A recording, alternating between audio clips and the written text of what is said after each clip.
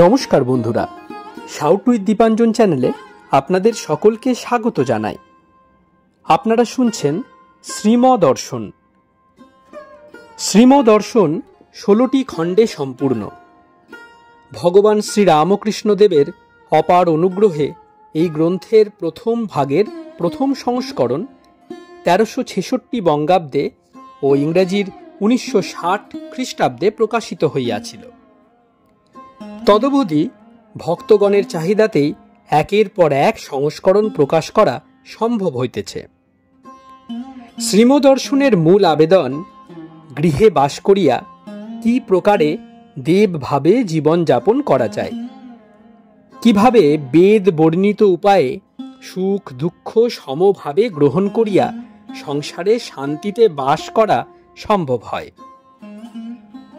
এই পুস্তকে আছে পরমহংসদেবের ও মায়ের কিছু নূতন কথা, আর স্বামীজি প্রমুখ অন্তরঙ্গ সন্তানদের কথা, আর আছে কথামৃতকার দ্বারা কথামৃতর ব্যাখ্যা এবং শ্রীরামকৃষ্ণ জীবনালোকে উপনিষদ, গীতা, ভাগবত, পুরাণ, বাইবেল আদি শাস্ত্রের আলোচনা।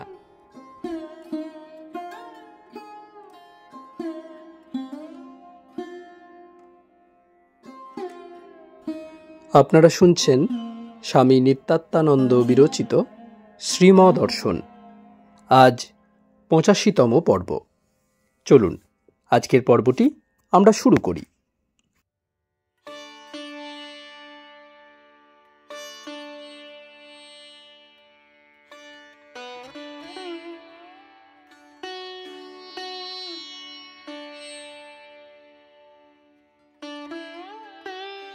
শ্রীম ভক্তদের প্রতি, ধন্য আপনারা, এসব সৎসঙ্গ হচ্ছে, আর অমন সব অমূল্য কথা শোনা যাচ্ছে। সকলের ওপর লাভ তাদের কাজ, তাদের দৈনন্দিন জীবন দেখা যাচ্ছে। এটিতে যেমন হয় তেমন হাজার পড়াতেও হয় না। আমরাও ধন্য এসব কথা শুনতে পাচ্ছি। তিনি মঠ করেছেন বলে এসব হচ্ছে। আহা, কি কথা এসব! মহাপুরুষ যা বললেন, কিছু করা ভালো, সাধু সঙ্গ করবেন। এসবের প্রত্যক্ষ ফল তাদের নিজের জীবন। তাই তো বলেন, অত জোর দিয়ে এ কথা। সাধু অর্থাৎ ঠাকুরের সঙ্গ করে করেই তো এরা অত বড় সাধু হয়েছেন। তাই সাধু সঙ্গ করা বড়ই দরকার। 3, শ্রীম চারতলার সিঁড়ির ঘরে বসিয়া আছেন। অনেক ভক্ত আসিয়াছেন। বড়জিতেন, শুক্লাল, মনোরঞ্জন, ডাক্তার, বিনয়, জগবন্ধু প্রভৃতি। আজ 19 নভেম্বর 1923 খ্রিস্টাব্দ, সোমবার। এখন একটু শীত পড়িয়াছে, বাইরে বসা যায় না। এখন রাত্রি 9টা। আসামের ডাক্তার বালিগঞ্জ হইতে এক বন্ধুকে সঙ্গে নিয়া আসিয়াছেন। প্রথম যৌবনে ডাক্তারের সঙ্গীর পদস্খলন হইয়াছিল, এখন সামলাইয়া লইয়াছেন। উভয়ের বয়স প্রায় 30। সঙ্গী অতি ভক্তিভরে শ্রীমর সহিত কথাবার্তা কহিতেছেন। সঙ্গী, শ্রীমর প্রতি, আপনাকে দেখে মনে হচ্ছে ঠাকুরকে দেখছি। শ্রীম প্রশান্ত গম্ভীরভাবে, তা আর হবে না? দক্ষিণেশ্বরে এমন অনেক ভক্ত যান যারা ওখানকার বৃক্ষাদিকে আলিঙ্গন করেন। শ্রীম নিজেও করেন। তারা মনে করেন তাকে অর্থাৎ ঠাকুরকে আলিঙ্গন করছি। বৃক্ষগণ 30 বৎসর ধরে তাকে দর্শন করেছে, স্পর্শনও পেয়েছে। তার শরীরের হাওয়া ওদের গায়ে লেগেছে। রাস্তার পাশে তাকে দর্শন করবার জন্যই যেন তারা দাঁড়িয়ে আছে। সব রাস্তা দিয়েই তিনি গিয়েছেন। ওখানকার প্রতি ধূলিকণা জীবন্ত, সারচার্জড উইথ স্পিরিচুয়ালিটি। আপনি যে এরূপ দেখবেন, এতে আর আশ্চর্য কি? তিনি বলতেন, চোখে লাল চশমা পড়লে সব লাল দেখায়, আবার নেবা লাগে চোখে। নেবা কি জানেন? সবই তখন হলদে দেখায়। আপনার তাই হয়েছে। যারা তার নিকট অত বসেছেন, তাদের দেখলে কেন না হবে আপনার উদ্দীপন? আমরা অনেক লেকচার শুনতাম কেশব সেন প্রভৃতির। ঠাকুরের কাছে যাবার আগে মনে হতো বেশ বলেন, কিন্তু ওর কাছে গিয়ে দেখলাম এমন কথা তো কখনো শুনি নাই, প্রাণে যেন গেঁথে যায়। এমন আশা, এমন ভরসা তার কথায়। তার কথামৃত স্নিগ্ধ, শীতল আর তপ্ত জীবনই বটে। আগে সব বক্তৃতা শুনে মনে হতো ঈশ্বর যেন কত দূরে, ওমা ওখানে গিয়ে মনে হতে লাগলো অতি নিকটে, যেন দর্শন হয়ে যাচ্ছে। মাঝে মাঝে ঠাকুর কথা কইছেন ঈশ্বরের সঙ্গে, এক ঘর লোক সেই দৃশ্য দেখছে বসে। উফ, কি ব্যাকুলতা ঈশ্বরের জন্য! এমন ব্যাকুলতা কোথাও দেখি নাই। যেন জগন্মাতার কোলে শিশু ছেলে খেলছে, খেলতে খেলতে হঠাৎ কান্না, সন্দেশ চাই। সন্দেশ দেওয়া হলো, হাতেই আছে, একটুও খায় নাই।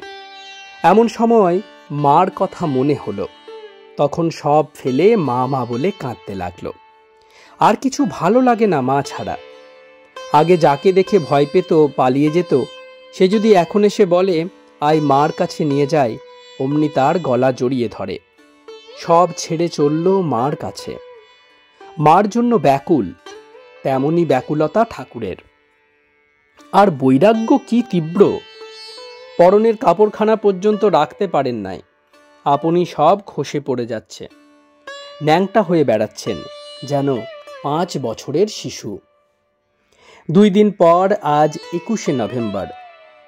শ্রীম দোতলার ঘরে পূর্বাশ্ব বসা, নিত্যকার ভক্তগণ উপস্থিত। সংসারে থেকে ঈশ্বর দর্শন বড়ই কঠিন, তবে তাঁর কৃপায় কারো কারো হয়, সে খুব কম। অনেক অভ্যাস আর সাধনা করলে কতকটা হয়, এই সব কথা হইতেছে। শ্রীম ভক্তদের প্রতি। গড়ের মাঠে গেছিলেন ঠাকুর, সঙ্গে 2-3 জন ভক্ত। উইলসনের সার্কাস দেখাতে ভক্তরা নিয়ে গেছেন। 8 আনার সিটে বসা হলো গ্যালারিতে। খুব আনন্দে সব দেখলেন। 41 বছর আগে, 1882 অক্টোবর। পরে বাইরে এসে বলেছিলেন, দেখো কত চেষ্টা করে সাধনা করে তবে বিবি দাঁড়াতে শিখেছে চলন্ত ঘোড়ায় এক পায়ে। সংসার তেমনই, কি অভ্যাস!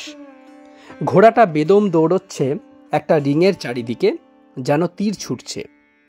এরই উপর যেন স্বাভাবিকভাবে বিবি উঠে পড়ছে আর নামছে, যেমন মানুষ একটা জলচৌকির উপর উঠল আর নামল। সংসার জ্বলন্ত অগ্নিকুণ্ড। অভ্যাস থাকলে আগুন গায়ে তত লাগে না, খুব অভ্যাস চাই। প্রাণপণ করে অভ্যাস, 16 আনা মন দিয়ে করা চাই, তবে হয়। 2-4টে মানুষ এরূপ তিনি করেন লোকশিক্ষার জন্য। আহা, 41 বছর হয়ে গেছে, আমার মনে হচ্ছে যেন কাল হয়ে গেল। কতকগুলি ভক্তকে দেখাইয়া, তখন এদের কারো জন্ম হয় নাই। এখান থেকে একটা লাইন টানলে ওদিককার, অর্থাৎ উত্তরের, ওদের কারো জন্ম হয় নাই তখন। ওরা সব তখন ছিল ইন দ্য উম্ব অফ ফিউচারিটি, ভবিষ্যতের গর্ভে। এখন গোঁফ দাড়ি উঠেছে, একটু কথা বললেই বাবা অভিমান কত। শুক্লাল ও বড়জিতেন শ্রীমর ডান দিকে বসা, বয়স 50 হইবে। আর জগবন্ধু, ডাক্তার, বিনয়, ছোট অমূল্য, মণি ও ছোট রমেশ শ্রীমর বাম দিকে বসা। শ্রীম পূর্বাশ্ব। পরদিন রাস পূর্ণিমা, একটু শীত পড়িয়াছে। শ্রীমর গায়ে সোয়েটার, মাথায় কমফোর্টার জড়ানো।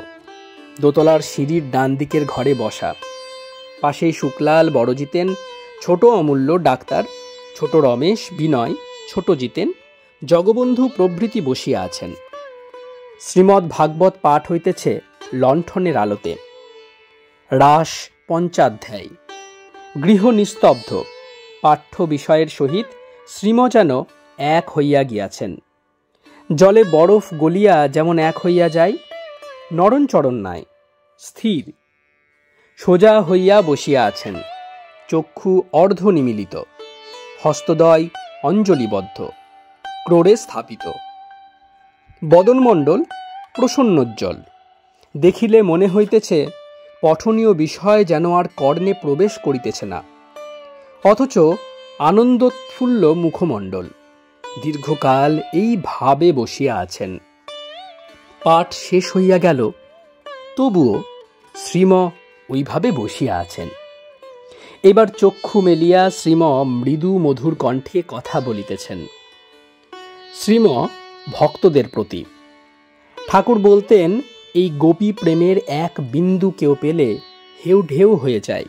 আহা, কি ভালোবাসা ভগবানের জন্য!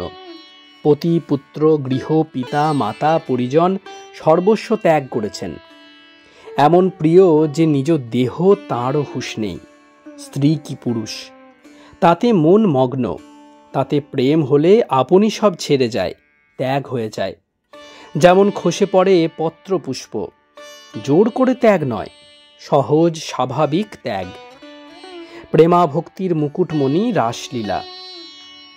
এই প্রেম বাংলাদেশেই একটু দেখা যায়, আর কোথাও তেমন নেই। পশ্চিমে আর দক্ষিণে শিবকাঞ্চি, বিষ্ণুকাঞ্চি, রামেশ্বর, কন্যাকুমারী, মীনাক্ষী, চিদম্বরম, বালাজি, সর্বত্রই দাস্যভক্তি, গোপী প্রেমের আস্বাদ পেয়েছে বেঙ্গল। এখান থেকে ওদিকে গেছে বৃন্দাবনে। ডিএল রায়ের গানে আছে, এমন দেশটি কোথাও খুঁজে পাবে না কো তুমি, সকল দেশের রানী সে যে আমার জন্মভূমি। এইটি সকল দেশের রানী। ওয়ার্ল্ডের মধ্যে ইন্ডিয়া সেরা, তার শ্রেষ্ঠ বেঙ্গল। চৈতন্য লীলার মূল এই প্রেমা ভক্তি, তার সঙ্গে এটি বৃন্দাবনে যায়। শান্ত, দাস্য, সখ্য, বাৎসল্য ও মধুর, এই পাঁচটি ভাব। তার মধ্যে মধুর ভাব শ্রেষ্ঠ। এই মধুর ভাবেই রাসলীলা হয়। তার পূর্ণ বিকাশ এখানে হয়েছিল। চৈতন্যদেব 12 বছর এভাবে ছিলেন, মহাভাবে। একটি ভক্ত ভাবিতেছেন, শ্রীম আজ চৈতন্য লীলা স্মৃতিতে মগ্ন। ঠাকুর শ্রীমকে চৈতন্যের দলে দেখেছিলেন, তাই কি এই অবস্থা? শ্রীম খ্রাইস্টের ভক্তদেরও কারো কারো প্রেম হয়েছিল, মেরির প্রেম হয়েছিল। খ্রাইস্ট নিজে বলেছেন, Mary has chosen that good part which shall not be taken away from her. মেরির এই প্রেম অনন্তকাল থাকবে। ভগবান প্রেম ও স্বরূপ। জনৈক ভক্তের প্রতি। এই সব পরে পিছন ফিরে দেখলে আনন্দ হবে, উদ্দীপন হবে।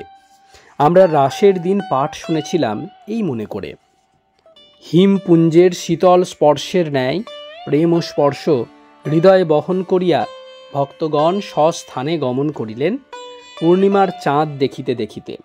মর্টন স্কুল, কলিকাতা, 22শে নভেম্বর 1923 খ্রিস্টাব্দ, 6ই অগ্রহায়ণ 1330 সাল, পূর্ণিমা বৃহস্পতিবার।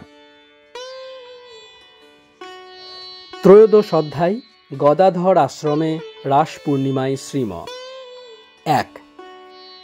শ্রীম সকালে ট্রামে চড়িলেন, গড়ের মাঠে বেড়াইতে যাইতেছেন। বেড়াইতে বেড়াইতে এসপ্ল্যানেডে স্বামী কমলেশ্বরানন্দের সঙ্গে সাক্ষাৎ হয়। ইনি গদাধর আশ্রমের অধ্যক্ষ। ইহা শ্রীরামকৃষ্ণ মঠের অন্যতম শাখা। শ্রীম স্বামী কমলেশ্বরানন্দকে অত্যন্ত স্নেহ করেন। ইনি ধরিয়া বসিলেন, শ্রীমকে আজ গদাধর আশ্রমে যাইতেই হবে। জোর করিয়া লইয়া গেলেন। শ্রীম তাহার প্রেমের আকর্ষণ এড়াইতে পারিলেন না। আজ 23শে নভেম্বর 1923 খ্রিস্টাব্দ, শুক্রবার। মর্টন স্কুল হইতে ভক্তগণ দলে দলে ভবানীপুর আসিতেছেন গদাধর আশ্রমে। ডাক্তার বিনয় ও ছোট অমূল্য স্কুল বাড়িতে শ্রীমকে না পাইয়া গদাধর আশ্রমে আসিয়াছিলেন। তাহারা নিজেদের বাসায় ফিরিতেছেন কাশীপুর। যাওয়া আসায় 14-15 মাইল হইবে। এখন রাত্রি 10টা। সুধীর ও জগবন্ধু ঠনঠনে কালীবাড়িতে ট্রামে উঠিলেন, ভবানীপুর যাইবেন। পূর্ণিমা আজও 2 প্রহর পর্যন্ত ছিল। গদাধর আশ্রমে রাস পূর্ণিমা উৎসব আজও চলিতেছে। মঠের নিম্নতলে রাধাকৃষ্ণের যুগল মূর্তি স্থাপিত হইয়াছে। পূজা ভোগ রাগাদি হইয়া গিয়াছে। আজ এখানে অখণ্ড ভাগবত পাঠ চলিতেছে। সন্ধ্যার পর শ্যাম নাম কীর্তন হইয়াছে। শ্রীম দোতলায় আসন করিয়াছেন, সিঁড়ির ডান দিকের ঘরে। ইহা আশ্রমের মহন্তর ঘর। শ্রীমকে এই ঘর ছাড়িয়া দিয়া মহন্ত তিনতলায় টিনের ঘরে আশ্রয় লইয়াছেন।